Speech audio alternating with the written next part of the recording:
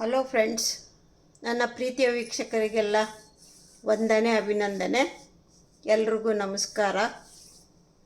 ಇವತ್ತು ಹೊಸ ರೆಸಿಪಿಯೊಂದಿಗೆ ಬಂದಿದ್ದೀನಿ.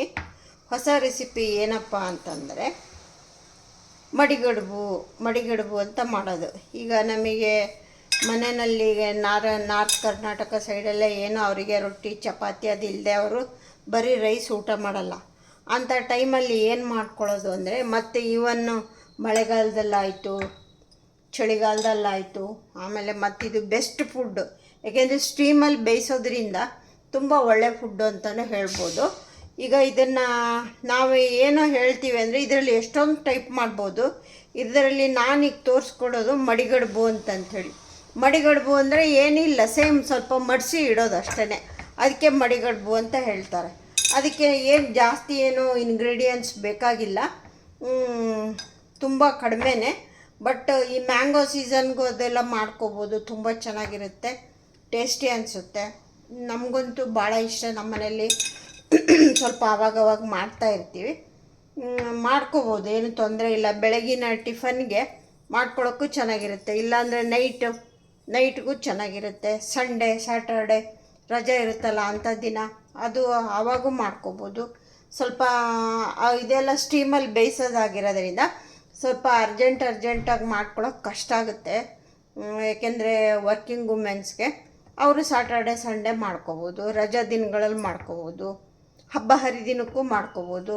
ಇದನ್ನೇನು ಅಂದರೆ ಸ್ವೀಟು ತಿನ್ಬೋದು, ಖಾರನೂ ತಿನ್ಬೋದು, ಆ ಥರ ಉಪಯೋಗಿಸೋದು. ಇದು ತೋರಿಸ್ಕೊಡ್ತೀನಿ ಏನೇನು ಬೇಕು ಅಂದರೆ ಇಂಗ್ರೀಡಿಯೆಂಟ್ಸು ಹೇಳ್ಕೊಡ್ತೀನಿ ನೋಡಿ. ಇವಾಗ ಏನೇನು ಇಂಗ್ರೀಡಿಯೆಂಟ್ಸ್ ಬೇಕು ಅಂತಂದರೆ ಏನಿಲ್ಲ, ತುಂಬ ಕಡಿಮೆ ಇಂಗ್ರೀಡಿಯೆಂಟ್ಸ್ ಅಷ್ಟೇ, ಏನು ಜಾಸ್ತಿ ಇರೋದೇ ಇಲ್ಲ. ಇದು ಏನು ಬೇಕು ಅಂತಂದರೆ ಒಂದು ಬಟ್ಲು ರೈಸ್ ಬೇಕು, ಗೋಧಿ ಹಿಟ್ಟು ಬೇಕು, ಸ್ವಲ್ಪ ಉಪ್ಪು ಬೇಕು. ಮಡಿಗಡುಬು ಮಾಡೋಕ್ಕೆ ಇಷ್ಟು ಸಾಕು. ಮಡಿಗಡುಬಿಗೆ ನಾನು ಮೆಂತ್ಯ ಚಟ್ನಿ ರೆಡಿ ಮಾಡಿಟ್ಟಿದ್ದೀನಿ ಆಲ್ರೆಡಿ. ಇನ್ನು ಆಮೇಲೇನು ಮ್ಯಾಂಗೋ ಪಲ್ಪ್ ತೆಗೆದು ಮ್ಯಾಂಗೋ ರಸಾಯನ ಮಾಡೋಕ್ಕೆ ರೆಡಿ ಇಟ್ಟಿದ್ದೀನಿ. ಅದನ್ನು ಹೇಗೆ ಮಾಡೋದು ಅಂತ ತೋರಿಸ್ಬಿಟ್ಟು ಪಲ್ಪ್ ಒಂದು ರೆಡಿ ಇಟ್ಟಿದ್ದೀನಿ.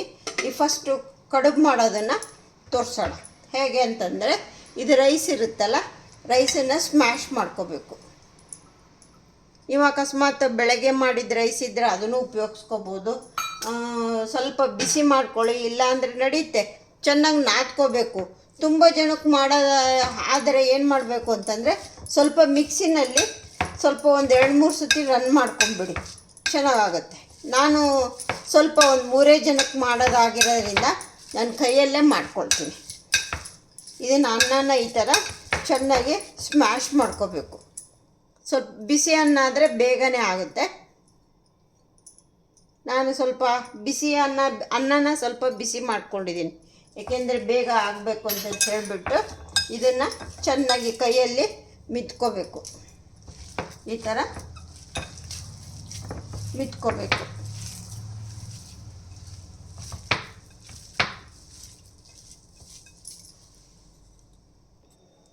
ನೋಡಿ, ಚೆನ್ನಾಗಿ ಸ್ಮ್ಯಾಶ್ ಮಾಡ್ಕೊಂಡಾಯಿತು. ಈ ಥರ ಮೆತ್ತಗಾಗಬೇಕು. ಈಗ ಏನು ಮಾಡ್ತೀನಿ, ಈಗ ಸ್ವಲ್ಪ ಉಪ್ಪು ಹಾಕ್ಕೊಳ್ತೀನಿ, ಟೇಸ್ಟ್ ಪ್ರಕಾರ ಉಪ್ಪು ಹಾಕ್ಕೊಳ್ತೀನಿ. ನಾವು ಹೇಳಿದ್ನಲ್ಲ, ಸ್ವೀಟು ತಿನ್ಬೋದು, ಖಾರನೂ ತಿನ್ಬೋದು, ಆ ಥರ ಮಾಡ್ಕೊಳ್ಳೋದು. ಇದನ್ನು ಉಪ್ಪು ಹಾಕ್ಕೊಂಡಾಯಿತು, ಚೆನ್ನಾಗಿ ನಾದ್ಕೊಂಡಿದೆ ರೈಸ. ಇವಾಗ ಇದಕ್ಕೆ ಗೋಧಿ ಹಿಟ್ಟು ಹಾಕ್ಬಿಟ್ಟು ಕಲಿಸ್ಕೊಳ್ಳೋಣ. ನೋಡು, ನೀವು ಮನೆಯಲ್ಲಿ ಎಷ್ಟು ಜನಕ್ಕೆ ಬೇಕು ಅಂತ ನೋಡ್ಕೊಂಡು ಮಾಡ್ಕೊಳ್ಳಿ.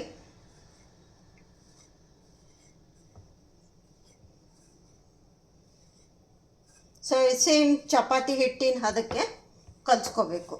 ಈ ಥರ ಹಿಟ್ಟು ಹಾಕ್ಕೊಂಡ್ಬಿಟ್ಟು ಒಂದ್ಸರಿ ಚೆನ್ನಾಗಿ ಹೀಗೆ ನಾದ್ಕೊಳ್ಳಿ.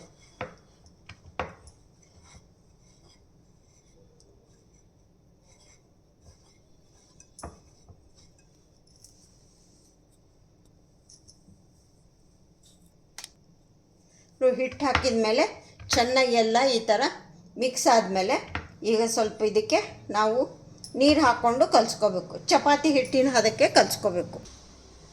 ನೋಡಿ ಫ್ರೆಂಡ್ಸ್, ಚೆನ್ನಾಗಿ ಕಲಸಾಯಿತು. ಈ ಥರ ಚಪಾತಿ ಹಿಟ್ಟಿನ ಅದಕ್ಕೆ ಕಲಿಸ್ಬೇಕು. ಇದನ್ನು ಒಂದು 10 ನಿಮಿಷ ನೆನೆಯಕ್ಕೆ ಬಿಡೋಣ. 10 ನಿಮಿಷ ನೆನೆಯಕ್ಕೆ ಬಿಟ್ಬಿಟ್ಟು ಮಾಡೋಣ. 10 ನಿಮಿಷ ರೆಸ್ಟ್ ಮಾಡಲಿ. ಇದು ಹಿಟ್ಟು ನೆನೆಯೋಷ್ಟರಲ್ಲಿ ನಾವು ಇದರಲ್ಲಿ ನೀರು ಹಾಕಿಟ್ಟಿದ್ದೀನಿ ಈ ಥರ ಸ್ಟೀಮಲ್ಲಿ ಬೇಯಿಸೋಕ್ಕೆ. ಇದನ್ನು ಸ್ವಲ್ಪ ನೀರನ್ನ ಬಿಸಿ ಆಗಲಿ, ನೀರು ಮರಳಬೇಕು.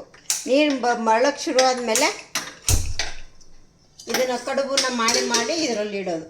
ಚೆನ್ನಾಗಿದು ನೀರು ಮರಳಬೇಕು. ಓಕೆ ಫ್ರೆಂಡ್ಸ್, ಅಷ್ಟರಲ್ಲಿ ಇದನ್ನು ನಾವು ಕಡುಬುಗಳನ್ನ ರೆಡಿ ಮಾಡ್ಕೊಳ್ಳೋಣ. ನೋಡಿ ಫ್ರೆಂಡ್ಸ್, ಹಿಟ್ಟೆಲ್ಲ ನೆಂದಾಗಿದೆ. ಇವಾಗ ಯಾವ ಥರ ಮಾಡೋದು ಅಂತ ನೋಡೋಣ. ಏನಿಲ್ಲ, ಸ್ವಲ್ಪ ಈ ಥರ ಪುಡಿ ಹಿಟ್ಟು ಹಿಂಗೆ ಕೈಯಲ್ಲಿ ಹಾಕ್ಕೊಂಡು, ಇದು ಆ್ಯಕ್ಚುಲಿ ಕೈಯಲ್ಲೇ ಮಾಡ್ತಾರೆ. ಈ ಥರ ಅಗ್ಲಕ್ಕೆ ಮಾಡಿಕೊಂಡು ಈ ಥರ ಬಟ್ಲೆ ಥರ ಬೇಕಿದ್ರೂ ಮಾಡ್ಕೋಬೋದು. ಆಮೇಲೆ ಒಂಥರ ಮಡ್ಚಿಬಿಟ್ಟು ಇಡ್ತಾರೆ. ಮಡಿಗಡುಬು ಅಂದ್ರೇನು ಮಡ್ಚೋದು ಅಷ್ಟೇ, ಇನ್ನೇನಿಲ್ಲ. ಸ್ವಲ್ಪ ಪೂರಿ ಥರ ಮಾಡಿಕೊಂಡು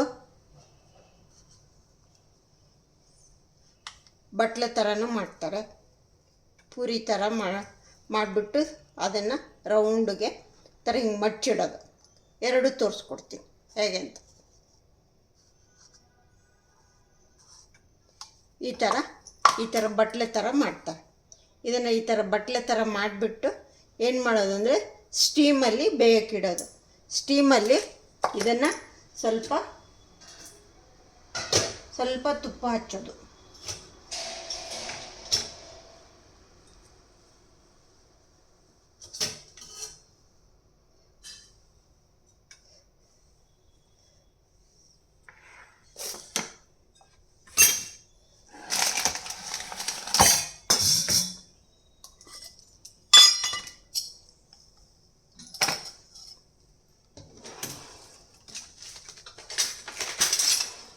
ಇದಕ್ಕೆ ಸ್ವಲ್ಪನ ತುಪ್ಪನ ಈ ಥರ ಸವರೋದು. ತುಪ್ಪ ಸವರೋದು ಇದಕ್ಕೆ ಅಂಟ್ಕೋಬಾರ್ದು ಅಂತ. ಬೇಕಿದ್ದರೆ ಬಟ್ಟೆನೂ ಹಾಕೋಬೋದು.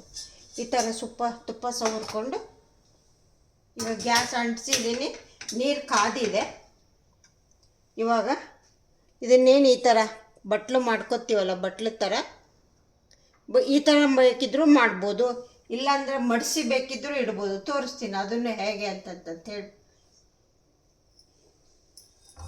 ಈ ಥರ ಮಾಡಿಕೊಂಡು ಇನ್ನೊಂದು ಹಾಗೆ ಹೇಗಪ್ಪ ಮಡಿಸಿ ಮಾಡೋದು ಅಂದರೆ, ಈ ಥರ ಪೂರಿ ಮೇಕರ್ ಇರುತ್ತಲ್ಲ, ಈ ಪೂರಿ ಮೇಕರಲ್ಲಿ ಸ್ವಲ್ಪ ಹಿಂಗೆ ಹಿಟ್ಟು ಹಾಕ್ಕೊಂಡು ಬಿಡೋದು. ಹಿಂಗೆ ಸ್ವಲ್ಪ ಹಿಟ್ಟು ಹಾಕ್ಕೊಂಡು ಸೇಮ್ ಪೂರಿ ಥರ ಸ್ವಲ್ಪ ಪ್ರೆಸ್ ಮಾಡ್ಕೊಳ್ಳೋದು. ಹಿಟ್ಟು ಹಚ್ಕೊಂಡ್ಬಿಟ್ಟು ಇದನ್ನು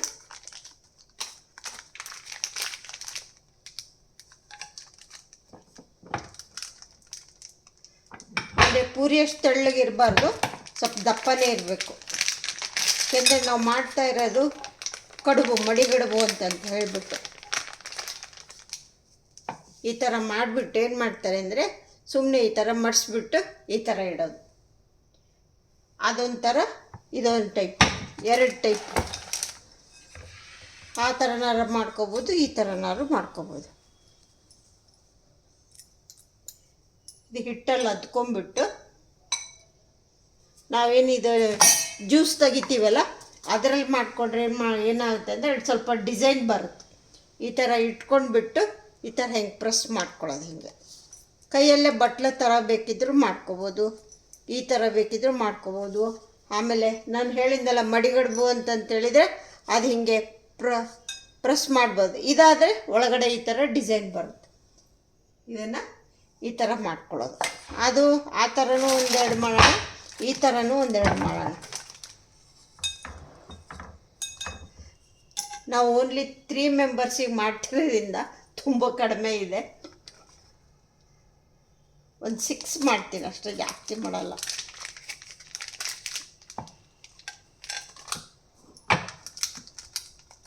ಸಿಕ್ಸೋ 8 ಎಷ್ಟಾಗುತ್ತೋ ಅಷ್ಟು.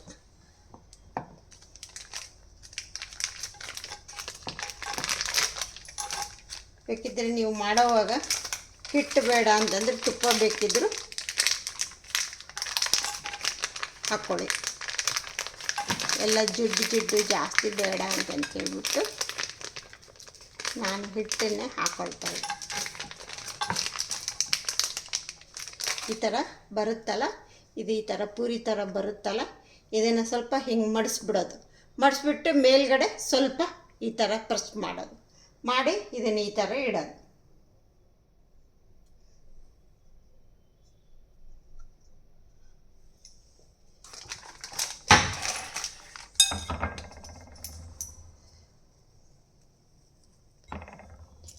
ನೀವು ಇದನ್ನು ಎಂಥದ್ದು ಅನ್ನನ ಸ್ವಲ್ಪ ಮಿಕ್ಸಿನಲ್ಲಿ 1-2-3 ಸರಿ ವಿಪ್ಪರ್ ಹೊತ್ಕೊಂಡು ಓಡಿಸ್ಕೊಳ್ಳಿ.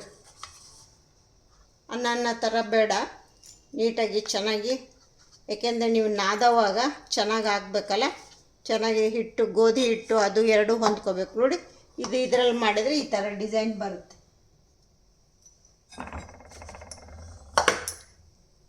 ಇದರಲ್ಲಿ ಇಷ್ಟೇ ಹಿಡಿಯೋದು.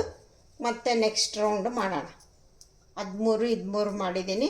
ಸುಮಾರು ಒಂದು 15 ನಿಮಿಷ ಬೇಯಿಸ್ಬೇಕಿದು, ಏಕೆಂದರೆ ದಪ್ಪ ಆಗಿರೋದ್ರಿಂದ ಬೆಂದ್ಕೋಬೇಕಲ್ವಾ. ಅದು ಬೇಯೋಷ್ಟರಲ್ಲಿ ಏನು ಮಾಡೋದು ಅಂತ ತೋರಿಸ್ತೀನಿ. ಅದು ಬೆಂದ್ಕೋಬೇಕು. ಈ ಥರ ಪ್ರೆಸ್ ಮಾಡ್ಕೊಳ್ಳೋದು. ಕೈಯಲ್ಲೂ ಮಾಡ್ಬೋದು, ನಾನು ಪೂರಿ ಮೇಕರಲ್ಲಿ ಮಾಡ್ತಾಯಿದ್ದೀನಿ.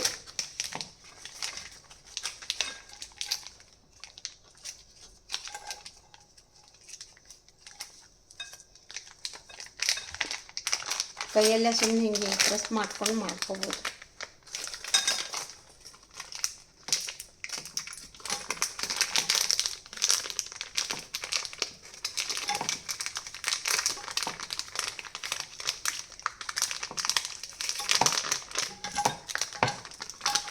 ಈ ಥರ ಮಾಡಿಕೊಂಡು ಈ ಥರ ಹಿಂಗೆ ಪ್ರೆಸ್ ಮಡಿಸ್ಬಿಟ್ಟು ಈ ಥರ ಮಾಡಿಬಿಟ್ಟು ಮೇಲೆ ಸ್ವಲ್ಪ ಹಿಂಗೊಂದು ಪ್ರೆಸ್ ಕೊಡೋದು ಅಷ್ಟೇ. ಇವಾಗ ಚೆನ್ನಾಗಿ ಸ್ವಲ್ಪ ಹೈ ಇಟ್ಬಿಟ್ಟು ಇದು ಸ್ಟೀಮ್ಗೆ ಬೇಯಿಸೋದು. ಸ್ಟೀಮ್ಗೆ ಏನಿಲ್ಲ ಅಂದರೂ ಒಂದು 15 ನಿಮಿಷ ಬೇಕು, ಏಕೆಂದರೆ ದಪ್ಪ ಮಾಡಿದ್ದೀವಲ್ವ, ದಪ್ಪ ಆಗಿರೋದ್ರಿಂದ ಬೇಯೋಕ್ಕೆ ಟೈಮ್ ಹಿಡಿಯುತ್ತೆ.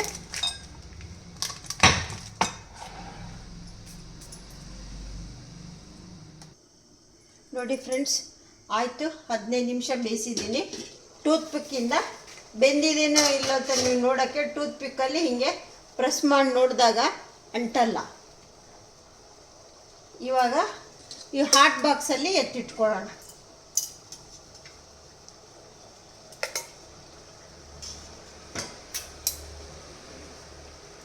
ಸ್ವೀಟ್ ಬೇಕಿದ್ದರೂ ತಿನ್ಬೋದು, ಖಾರ ಬೇಕಿದ್ದರೂ ತಿನ್ಬೋದು, ನಿಮ್ಮ ಇಷ್ಟ. ಮೆಂತ್ಯ ಚಟ್ನಿ, ತುಪ್ಪ ಸೂಪರಾಗಿರುತ್ತೆ. ಕಾಯಿ ಚಟ್ನಿನೂ ತಿನ್ಬೋದು. ಆಮೇಲೆ ಮ್ಯಾಂಗೋ, ಇದು ನಾವು ಶಿಕರಣೆ ಅಂತ ಹೇಳ್ತೀವಿ, ಮ್ಯಾಂಗೋ ರಸಾಯನ, ಅದೂ ಉಪಯೋಗಿಸ್ಕೋಬೋದು. ಇವಾಗ ನೆಕ್ಸ್ಟ್ ಇನ್ನೊಂದು ಟ್ರಿಪ್ ಈಗ ಹಾಕಿದ ತಕ್ಷಣ ಹಾಟ್ ಬಾಕ್ಸ್ ಇದು ಮುಚ್ಚಿಬಿಡೋಣ. ಇವಾಗ ಇದಕ್ಕೆ ಇನ್ನೊಂದು ಸ್ವಲ್ಪ ನೀರು ಹಾಕೊಳ್ಳೋಣ.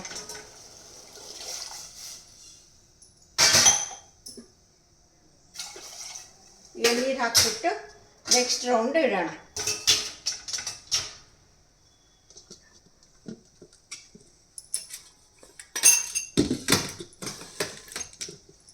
ಇವಾಗ ಇನ್ನೊಂದು ರೌಂಡು ಇಡೋಣ. ಮಡಿಗಡುಬು ಅಂದರೆ ಏನಕ್ಕೆ ಮಡಿಗಡುಬು ಅಂತಾರೆ ಅಂತ ಹೇಳಿದ್ನಲ್ಲ, ಏನು ಮಡಿಸಿ ಇಡ್ತೀವಲ್ಲ ಅದಕ್ಕೆ ಮಡಿಗಡುಬು ಅಂತಾರೆ ಅಷ್ಟೇ. ಬಟ್ಲು ಥರ ಮಾಡಿದ್ರೆ ಅದು ಆ್ಯಕ್ಚುಲಿ ಈ ಮಡಿಗಡುಬಿಗೆ ಮಾಡೋದು ಸ್ವಲ್ಪ ಇಂಗ್ರೀಡಿಯೆಂಟ್ಸ್ ಬೇರೆ, ಬಟ್ಲು ಗಡುಬು ಅಂತ ಹೇಳಿ ಏನು ಮಾಡ್ತೀವಲ್ಲ ಅದು ಸ್ವಲ್ಪ, ಅದಕ್ಕೂ ಸ್ವಲ್ಪ ಇಂಗ್ರೀಡಿಯೆಂಟ್ಸು ಬೇರೆ ಆಗುತ್ತೆ. ನಾವು ಇದರಲ್ಲಿ ಎಷ್ಟೊಂದು ಟೈಪ್ ಮಾಡ್ಬೋದು, ಒಂದೊಂದೇ ತೋರಿಸ್ಕೊಡ್ತೀನಿ. ಈಗ ಆಲ್ರೆಡಿ ಇದು 3rd ಟೈಪು ಅನಿಸುತ್ತೆ ನಾನು ಮಾಡ್ತಾ ಇರೋದು. ನಾನು ಡಿಸ್ಕ್ರಿಪ್ಷನ್ ಬಾಕ್ಸಲ್ಲಿ ತೆಗೆದು ನೋಡಿದ್ರೆ ಗೊತ್ತಾಗುತ್ತೆ ಅದರಲ್ಲಿ ಎಷ್ಟೆಷ್ಟು ಹಾಕಿದ್ದೀನಿ, ಎಷ್ಟೆಷ್ಟು ಇದು ಮಾಡಿದ್ದೀನಿ ಅಂತ. ಸುಮಾರು ಹಾಕಿದ್ದೀನಿ. ಇದು 3rd ಟೈಪು. ಆಲ್ರೆಡಿ 2 ಟೈಪ್ ತೋರಿಸಿದ್ದೀನಿ. ಇದು ಸ್ವಲ್ಪ ದಪ್ಪನೇ ಇರಬೇಕು. ಹಿಂಗಾಗ್ಬಿಟ್ಟು ನೀವು 15 ನಿಮಿಷ ಕಂಪಲ್ಸರಿ ಬೇಯಿಸ್ಕೋಬೇಕು. ಆಮೇಲೆ ಇಡ್ಲಿ ಪಾತ್ರೆನಲ್ಲೂ ಬೇಯಿಸ್ಕೋಬೋದು, ಹೀಗೆ ಬೇಕಾದ್ರೂ ಬೇಯಿಸ್ಕೋಬೋದು. ನಿಮ್ಗೆ ಹೇಗೆ ಅನುಕೂಲನ ನೋಡಿಕೊಂಡು ಆ ಥರ ಮಾಡ್ಕೊಳ್ಳಿ. ಒಟ್ಟು ಸ್ಟೀಮಲ್ಲಿ ಚೆನ್ನಾಗಿ ಬೇಯಬೇಕು ಅಷ್ಟೇ. ಈ ಥರ ಈಗ ನೆಕ್ಸ್ಟ್ ರೌಂಡು ಇದು ಇಡೋಣ. ನೆಕ್ಸ್ಟ್ ರೌಂಡ್ ಇದು ಆಗೋಷ್ಟರಲ್ಲಿ ಏನು ಮಾಡೋದು ಅಂದರೆ ಮ್ಯಾಂಗೋ ರಸಾಯನನ ಮಾಡ್ಕೊಳ್ಳೋದು ತೋರಿಸ್ತೀನಿ. ಮ್ಯಾಂಗೋ ರಸಾಯನ ಮಾಡೋದು ಹೇಗಪ್ಪ ಅಂತಂತಂದರೆ ಸಾಮಾನ್ಯವಾಗಿ ಎಲ್ರಿಗೂ ಗೊತ್ತಿರುತ್ತೆ ಅನಿಸುತ್ತೆ. ಹೊಸ್ದಾಗಿ ಕಲಿಯೋರಿಗೆ ಬೇಕಲ್ಲ, ಅವ್ರಿಗೆ ಹೇಳ್ಕೊಡ್ತಾ ಇದ್ದೀನಿ. ಹೊಸ್ದಾಗಿ ಕಲಿಯೋರು ಏನು ಮಾಡೋದು ಅಂತಂದರೆ ಮ್ಯಾಂಗೋ ರಸಾಯನ ಅಂದರೆ ಏನಪ್ಪ ಮಾಡೋದು, ಮ್ಯಾಂಗೋನ ಈ ಥರ ಪಲ್ಪ್ ತೆಗೆದಿಟ್ಕೋಬೇಕು. ಬೆಲ್ಲ ಬೇಕಾದವ್ರು ಬೆಲ್ಲ ಹಾಕ್ಕೋಬೋದು, ಶುಗರ್ ಬೇಕಾದವ್ರು ಶುಗರ್ ಹಾಕ್ಬೋದು. ನಾನೇನು ಮಾಡಿದ್ದೀನಿ ಅಂತಂದರೆ ಬೆಲ್ಲನ ಪುಡಿ ಮಾಡಿಬಿಟ್ಟು ಕಾಯಿಸ್ಬಿಟ್ಟು ಸೋಸಿ ಇಟ್ಕೊಂಡಿದ್ದೀನಿ. ಯಾಕೆಂದರೆ ಬೆಲ್ಲದಲ್ಲಿ ಸ್ವಲ್ಪ ಏನಾದ್ರು ಕಡ್ಡಿ ಕಸರು ಇಂಥದ್ದೇನಾದ್ರು ಇರುತ್ತೆ ಅಂತ ಹೇಳ್ಬಿಟ್ಟು ಅದನ್ನು ಹಾಗೇ ಉಪಯೋಗಿಸ್ಬಾರ್ದು. ಈ ಥರನ ಮಾಡಿಕೊಂಡು ರೆಡಿ ಇಟ್ಕೊಂಡು ಬಿಟ್ಟರೆ ಆವಾಗ ನಮಗೆ ಚೆನ್ನಾಗಿರುತ್ತೆ. ಏನಕ್ಕೆ ಬೇಕಾದ್ರೂ ಪಾಯಸಕ್ಕೆ ಬೇಕಾದ್ರೂ ಉಪಯೋಗಿಸ್ಕೋಬೋದು, ಇದಕ್ಕೆ ಬೇಕಾದ್ರೆ ಏನು ನಮ್ಗೆ ಏನಕ್ಕೆ ಇಷ್ಟ ಆಗುತ್ತೋ ಅದಕ್ಕೆ ಉಪಯೋಗಿಸ್ಕೋಬೋದು. ಇವಾಗ ಪಲ್ಪ್ ತೆಗೆದಿಟ್ಟಿದ್ದೀನಲ್ಲ, ಇದಕ್ಕೆ ಇವಾಗ ಇದು ಬೆಲ್ಲದ ಸಿರಪ್ ಹಾಕ್ಕೊಳ್ತೀನಿ. ನೋಡಿ, ನೀವು ಸ್ವೀಟ್ ಹೇಗೆ ಉಣ್ತೀರಾ ಅಂತ ನೋಡಿಕೊಂಡು ಹಾಕ್ಕೊಳ್ಳಿ. ಕೆಲವರು ಕಡಿಮೆ ತಿಂತಾರೆ, ಕೆಲವರು ಜಾಸ್ತಿ ತಿಂತಾರೆ. ಹಿಂಗಾಗ್ಬಿಟ್ಟು ನಾನು ಚೆನ್ನಾಗಿ ಹಾಕ್ತೀನಿ, ಯಾಕೆಂದರೆ ನಮ್ಮ ಮನೆಗೆ ಸ್ವೀಟ್ ಬೇಕು. ಸ್ವೀಟ್ ಇದ್ದರೆ ಚೆಂದ ಅಂತ ಹೇಳಿ ಎಲ್ಲರೂ ಇಷ್ಟಪಡ್ತಾರೆ. ಇದನ್ನ ಹಾಕಾಯಿತು. ಆಮೇಲೆ ಇದಕ್ಕೆ ಸ್ವಲ್ಪ ಸಾಲ್ಟ್ ಹಾಕಬೇಕು, ಟೇಸ್ಟು ತುಂಬ ಚೆನ್ನಾಗಿ ಕೊಡುತ್ತೆ. ಒಂದು ಪಿಂಚ್ ಆಫ್ ಸಾಲ್ಟ್ ಹಾಕ್ಕೊಳ್ಳಿ. ಒಂದಿಷ್ಟು ಸಾಲ್ಟ್ ಹಾಕ್ತೀನಿ, ಬೇಕಿಷ್ಟು ಸಾಲ್ಟ್ ಹಾಕ್ಕೊಂಡು ಆಮೇಲೆ ಸ್ವಲ್ಪ ಏಲಕ್ಕಿ ಪುಡಿ ಹಾಕ್ತೀನಿ. ಆಮೇಲೆ ಡ್ರೈ ಫ್ರೂಟು ನಿಮ್ಮಿಷ್ಟ, ನೀವು ಬೇಕಂದ್ರೆ ಹಾಕ್ಕೊಳ್ಳಿ, ಬೇಡ ಅಂದರೆ ಬಿಡಿ. ನಾನು ಮೇಲೆ ಒಂದು ಸ್ವಲ್ಪ ಡ್ರೈ ಗ್ರೇಪ್ಸ್ ಹಾಕ್ತೀನಿ ಅಷ್ಟೇ, ಜಾಸ್ತಿ ಏನು ಬೇಡ. ಈ ಥರ ಮಾಡಿಬಿಟ್ಟು ನೀವು ಫ್ರಿಜ್ಜಲ್ಲೂ ಬೇಕಿದ್ರೆ ಇಟ್ಕೋಬೋದು. ಫ್ರಿಜ್ಜಲ್ಲಿ ಇಟ್ಕೊಂಡ್ರೆ ತಣ್ಣಗೆ ಕೂಲಾಗಿ ಚೆನ್ನಾಗಿರುತ್ತೆ. ಸಮ್ಮರ್ಗೆ ಈ ಥರ ಮಿಕ್ಸ್ ಮಾಡಿ ಇಟ್ಕೊಳ್ಳೋದು. ಸ್ವೀಟ್ ಬೇಕಾದರೂ ತಿನ್ಬೋದು, ಖಾರ ಬೇಕಿದ್ದರೂ ತಿನ್ಬೋದು. ಓಕೆ ಫ್ರೆಂಡ್ಸ್,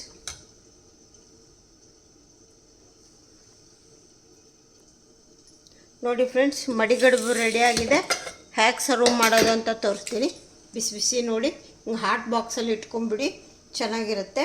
ಮಡಿಗಡುಬು ಅಂತ ಅಂದರೆ ಏನು ಹೇಳಿದ್ನಲ್ಲ, ಈ ಥರ ಮಾಡಿಬಿಟ್ಟು ಏನು ಹಿಂಗೆ ಮಡ್ಚಿಡ್ತೀವಲ್ಲ, ಇದಕ್ಕೆ ಮಡಿಗಡುಬು ಅಂತಾರೆ ಅಷ್ಟೇ, ಇನ್ನೇನಿಲ್ಲ. ಇದು ಈ ಥರ ಮಡ್ಸಿಡೋದು.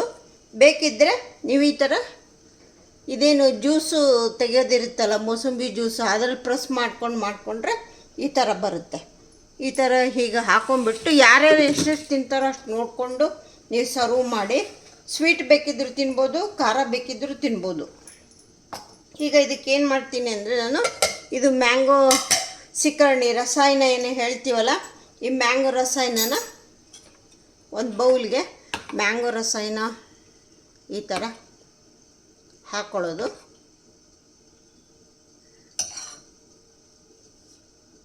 ಹಾಕ್ಕೊಂಡು ಆಮೇಲೆ ಇದಕ್ಕೆ ನಾನು ಮೆಂತ್ಯ ಚಟ್ನಿ ಮಾಡಿದ್ದೀನಿ.